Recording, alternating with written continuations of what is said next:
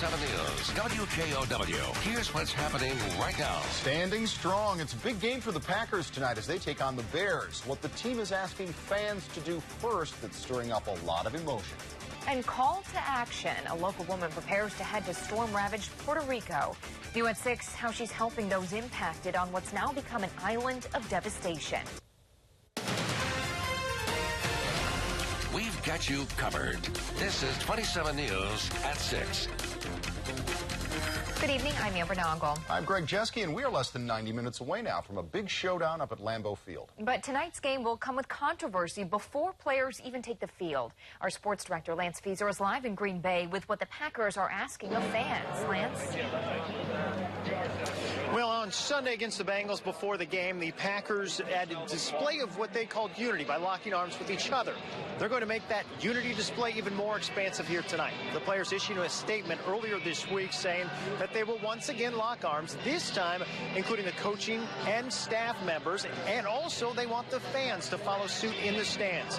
I can tell you by making the rounds around the tailgating areas this afternoon, there were a few more American flags displayed and a very mixed reaction as to how the fans will react to that call to arms. I have no problem with that whatsoever. I am excited about it, actually. I'm going to interlock arms. I think we do have problems in this country. We should all unite together. I don't have a problem with locking arms. Everybody's equal. Everybody should be treated the same. And if, I guess, they don't like saluting the flag, I guess you could always go play football in a different country. I don't know.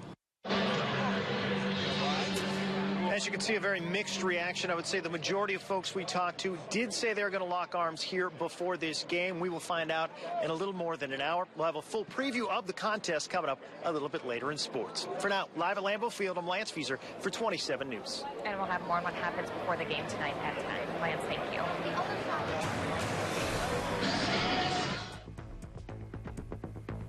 And all the forecasts for the Packer game a little bit later in the newscast. Let's first of all check out what's happening here. And, of course, it's been a spectacular fall day. Here's a look at our live camera, and it does show over Lake Mendota, sunny skies. We're at 70 degrees. It's been absolutely ideal this afternoon. Now, to our north, there are scattered showers and thunderstorms. There could be some of this activity in the Green Bay area this evening. But here across southern Wisconsin, at least right now, it's mostly clear. And temperatures are nice and mild in the upper 60s to lower 70s, making it very comfortable for your early evening activities. Look at how much warmer it is than 24 hours ago, a good 10 to 14 degrees warmer. Overnight, temperatures will be slowly dropping. Not as cool as last night, though. I'm calling for skies to become partly mostly cloudy. There could be a few isolated showers here in southern Wisconsin before midnight, then clearing low down to 49 degrees. Tell you more about what you can expect as we head towards the weekend a little bit later. Well, it's been a little more than a week now since Hurricane Maria hit Puerto Rico, paralyzing the island. Tonight, nearly the entire island remains without power, and conditions are so bad, officials from FEMA and the Department of Homeland Security have discouraged government officials from visiting the island. But as resources like food and clean water grow scarce, a local woman with the Red Cross is answering the need by heading to the island to provide help. Basically, I just drop things and go. Kathy Margraf begins her journey to Puerto Rico tomorrow with the Red Cross. After helping out at shelters in Houston during Hurricane Harvey, she says the organization has been stretched thin. The Red Cross desperately needs more volunteers. We've been really over-challenged this fall. Having helped in other disaster situations, Margraf knows the process is a long one. Disasters are chaotic. It takes a while to get things organized, to get aid to the people that they need, to reach out and let them know we care, that help is coming. Margraf says she doesn't know what to expect when she's in Puerto Rico, but she knows the work will be well worth it. The hours are long, 12-hour shifts, day after day. But then someone needs a hug and says thank you. You wipe away a tear, you do something that makes them feel better, and somehow it's all worthwhile. Margraf is planning to be stationed there for 3 weeks. Margraf is a former Spanish teacher and says the Red Cross especially needs more volunteers who speak Spanish. Stuck in the middle of all this mess is a Wisconsin woman who is stranded in Puerto Rico. Tamara Flannery, originally from Elko, moved to the island 2 years ago. Now, after the storm devastated the island, she's trying to get out, but doesn't have much hope that she'll be able to. Flannery says it's been tough, and Puerto Rico is in desperate need of help. I think that's probably one of the hardest parts, is just everybody's just living day to day, and people are on the streets. There's people sleeping on the sidewalk.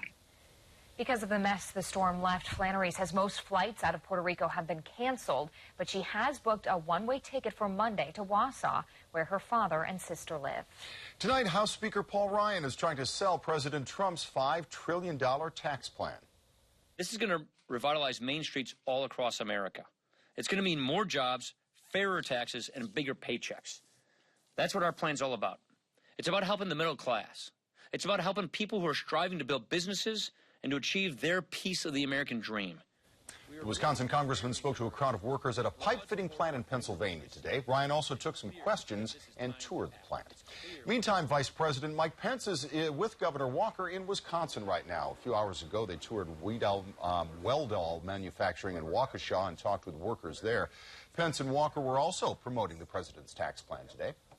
We're starting out of the gate unified.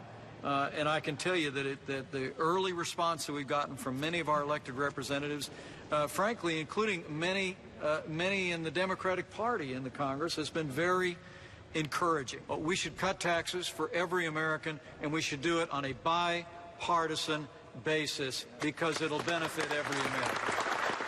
After the factory tour, the politicians will make their way to the Pfister Hotel in downtown Milwaukee for a Republican fundraiser. Wisconsin's Job Creation Agency is working out details of that $3 billion incentive package for Foxconn. Members of the Wisconsin Economic Development Corporation met behind closed doors today, but didn't take any action. The agency hoped to finish the contract by the end of the month, but a spokesman says there is now no firm deadline. A grisly discovery after the body of a toddler is found burned in southern Wisconsin, and what the neighbors are saying about what happened. And a piece of keepsake jewelry stolen from a Portage woman. New at 6, why the necklace is not only beloved, but also irreplaceable.